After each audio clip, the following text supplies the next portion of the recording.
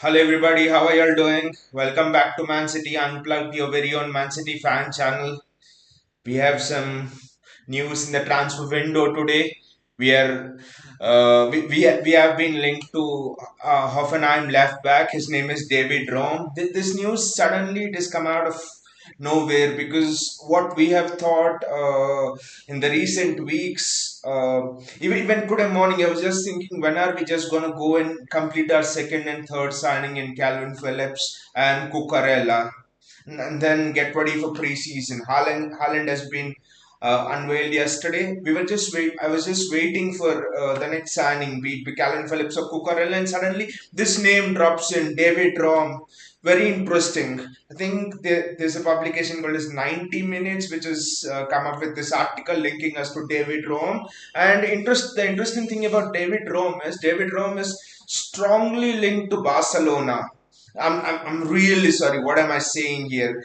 Crap. David Rom has been strongly linked to Borussia Dortmund, and the various news articles telling that Dortmund are the front runners. Rom wants to join Dortmund, and all of these things.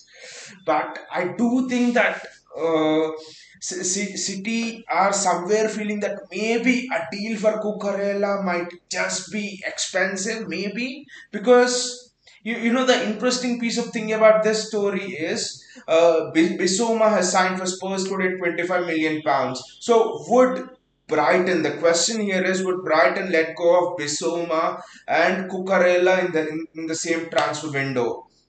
That would potentially weaken their squad because the way Graham Potter wants to play, it's almost like a Pep Guardiola style of play. A fullback in CDM is really important. And would Graham Potter leave his CDM and fullback in the same transfer window? It's almost like Pep Guardiola losing Cancelo and Rodri in the same transfer window. We would be doomed. Our season would end before even starts. So I think that is where the question mark really arises about Cucurella, because now since Brighton have sold Bissouma, maybe Brighton could quote 50 million, 60 million for Cucurella, which City might not be ready to pay. So I think the transfer fee of David Rome is around 30 million pounds. I'm not exactly sure of the figure because nowhere is it quoted surely, but I think it's around 25 to 30 million pounds. But the interesting thing about David Rome is the news is that Dortmund have scouted him extensively and Dortmund really want him. So that means that there is something. Of course, City would have also scouted him, but you look at the clubs that want him. Dortmund, and I think potentially is there a link with Benfica? I don't know, but Dortmund is really there. So Dortmund want him, which means he might be a really good product. We know the kind of players which Dortmund would like to bring in, and his style of play is intriguing to me as well. It's almost like what Pep Guardiola wants his perfect fullback to be. This guy can play left back, he can play left midfield, and he can play right midfield as well. So it's almost like you are getting in a left-footed Cancelo here. That is something interesting for me, especially the fact that David Raum has played as a left wing back as well for Hoffenheim. I think in the German team as well, he predominantly plays as a left back. Does he play as a left midfielder or left wing back in the German team? I don't know. I don't say that I follow the German national team or I follow Hoffenheim and all, but he, I mean, David Rome has got 14 assists this season in the Bundesliga. 14 assists for a left back or a left wing back. 14 assists is incredible, right? Incredible in a season. Wow. This means that David Rome is really attacking. I mean, one of his weaknesses, he can't tackle, which potentially is not a weakness, it's a strength if you can't tackle a Pep Guardiola team. And the other thing they say about David Rome is defensively, he I mean, the involvement of David Rome is in potential defensive duels is very less. I mean, this doesn't mean he's a bad defender. Could interpret it this way, but what they say is, since his involvement in defensive duels is very less, it means his positional sense is really good, and also the fact that he can play as a left wing back, as a left midfielder. He would mostly not be needed in the right midfield. That is for sure if he comes to City. But it's intriguing because Zinchenko is poised to leave unless Pep really wants him to stay. Zinchenko, it's being a World Cup year as well. I mean, Zinchenko is poised to leave. So how do you feel in Zinchenko's slot? I think David Rome is perfect because Zinchenko also, he's a midfielder by trade and he likes to cut in inverted fullback. He likes to overlap. So I think David Rome would be an upgrade on Zinchenko for sure. And but then again, we'll have to remember if Zinchenko leaves, then suddenly it means that you'll have to replace two of your left backs, of your full backs. You have to remember that since 2017, I think that was the only year we bought in Benjamin Mendy, and he was injured ever since.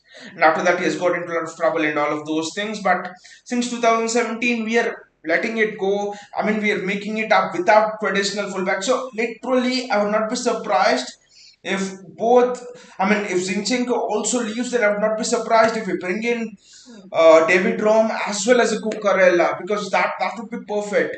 David Rom and Cucurella on the in the left back position, Cancelo and Walker in the right back position.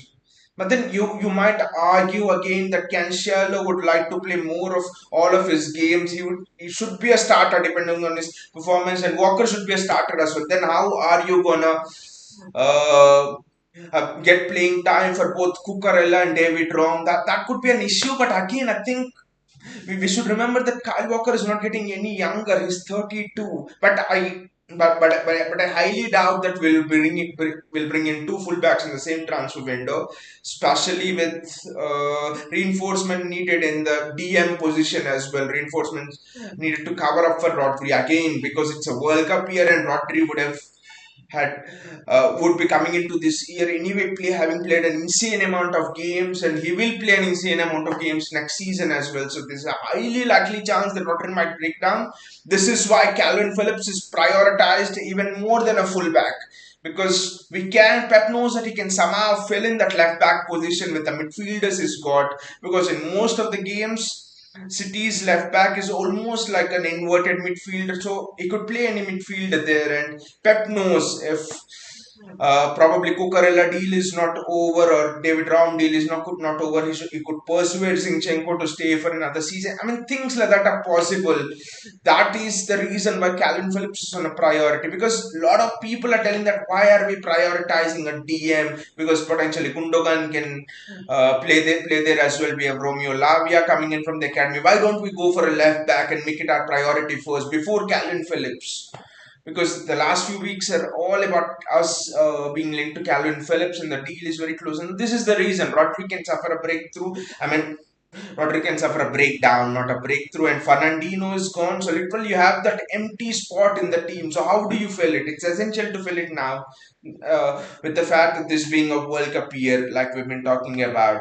So let us look at the some of the strengths and weaknesses of uh, David Rom. I think you can see the strengths and weaknesses on the screen as well. I mean his best strengths are passing, uh, crossing, holding on to the ball, taking set piece. And by the way, David Rom is an excellent set piece taker. David Rom is incredible in taking set pieces. I've seen him take corners and stuff. It's not the level of De Bruyne and all, but and also an interesting aspect is concentration. Look at this: concentration, passing, key passes, and in key passes is very strong. What are key passes? Key passes here are the passes that they're forward passes, basically they're defense breaking passes, and is very strong in that.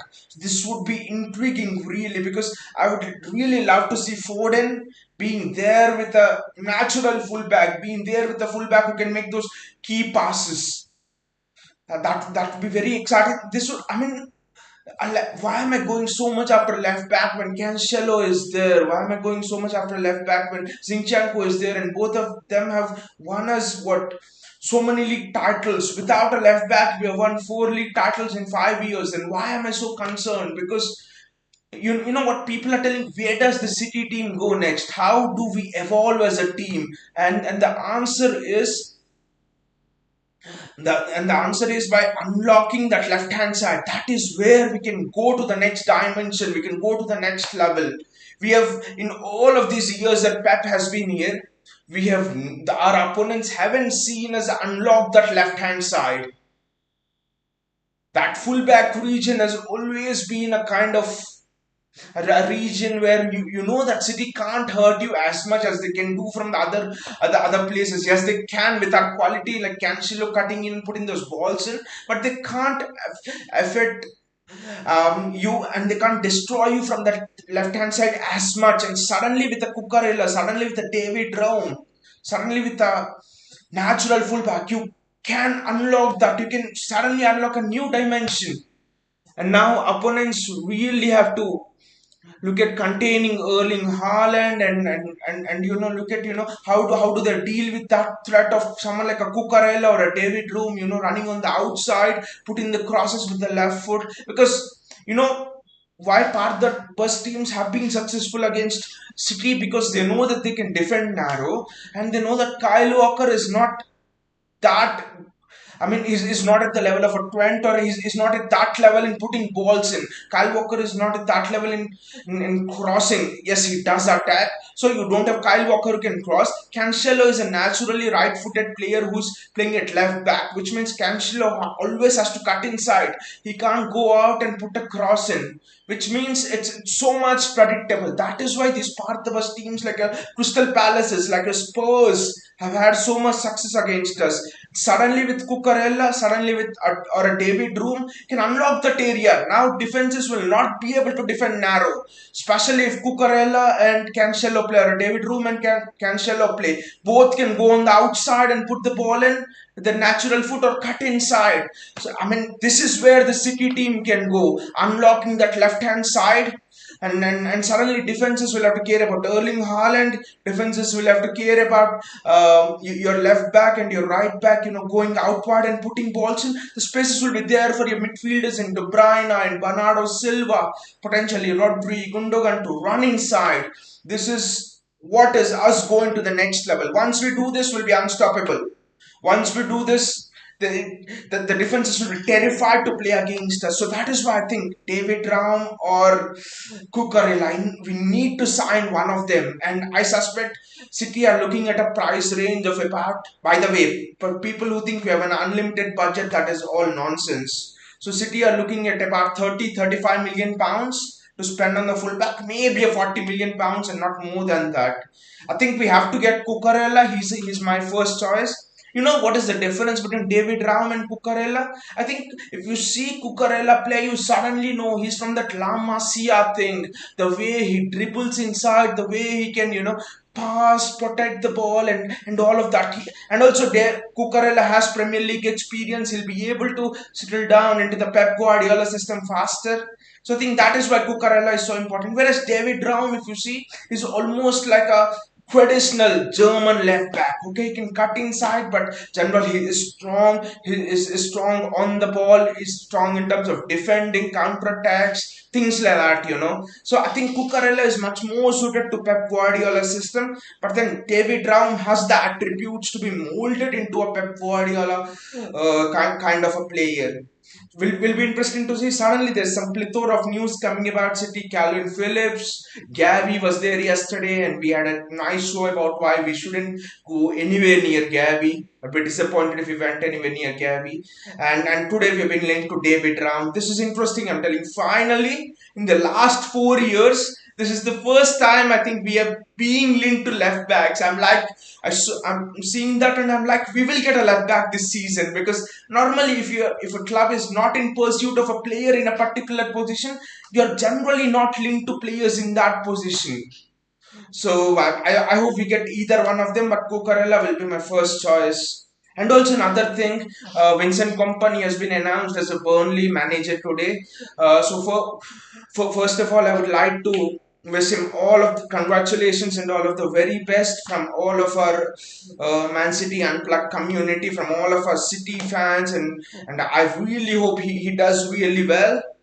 And also this again reiterates something. It's not just our youth development that is on a high. It is not that we are enjoying a golden, not only our youth that are enjoying a golden generations, it's also that we are becoming this manager producing factory.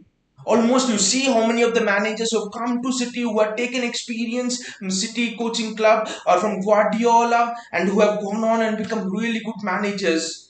You see your Patrick Vieira doing very well at Crystal Palace, Mikel Arteta really taking Arsenal down from the dumps into them competing for the top four, which was a very difficult job for him, for a manager who's in his first job. And Arteta did very well. Now it's Vincent Kompany. Frank Lampard had some experience, if you remember. He had that 1 year at City. He had some experience with the EDS and he's gone to MLS City and New York City FC and has come and coached. He's done really well with Everton. He's done well with Chelsea in his first season. So we are even bringing out managers now. That tells you how much of a cultural identity that Pep Guardiola has given us. So people who say that okay, Pellegrini also has won you so many Premier Leagues. Why is Pep there? Pep is a failure that he didn't win Champions League. This is why Pep has been brought in to give a cultural identity. And never has it happened before that a manager has inspired so many people into management that Pep Guardiola is doing now. And City is at the forefront of it. And also inside our club as well. In the last 3 4 months, I think I've seen Ikai Gundogan taking his coaching batches, him training with our EDS, him managing our EDS team as part of his coaching lessons and all. Seeing that Fernandinho is interested in management. So what Pep is doing is bringing out this intrigue in players, is changing the mindset of players to see the game in a different way that is prompting them to become managers. It's not just by chance or by luck that so many people are coming out from City and becoming managers. So many people are being inspired by Pep. Pep has been at Barcelona, Pep has been at Bayern Munich, but how many managers have come out from there inspired by Pep? Maybe Eric Ten Hag from Barcelona has gone on at Ajax. But really, in a league, okay, Burnley is not in the Premier League, but in a league almost now, Arteta, Patrick Vieira, Lampard, we have 3 4 people who have taken the cue from Pep. So we are really enjoying a great period here of domination, not just on the field, not just with the players, but also with inspiring managers, setting that cultural tone as well, identity as well. So it was really good to see Vincent Kompany being back, and I really hope Burnley come back into the Premier League and we can see Vincent Kompany managing at the Etihad. Okay, it's with Burnley, but one of our legends we can see on the touchline. That will be really exciting. I think that will be one of the most exciting things which all of the City fans will really love to see. So, guys, I really hope that you have enjoyed this show. If you have enjoyed this show, please click on the like button and also the subscribe button and the bell icon so that you'll get notified whenever we come up with new videos, and we'll come up again with a new video tomorrow at the same time, discussing about what all had gone on in the day and which players City have been linked to and all of that. We'll have general discussions about the club, about City. So I hope you guys have enjoyed the show, and take care, guys. See you.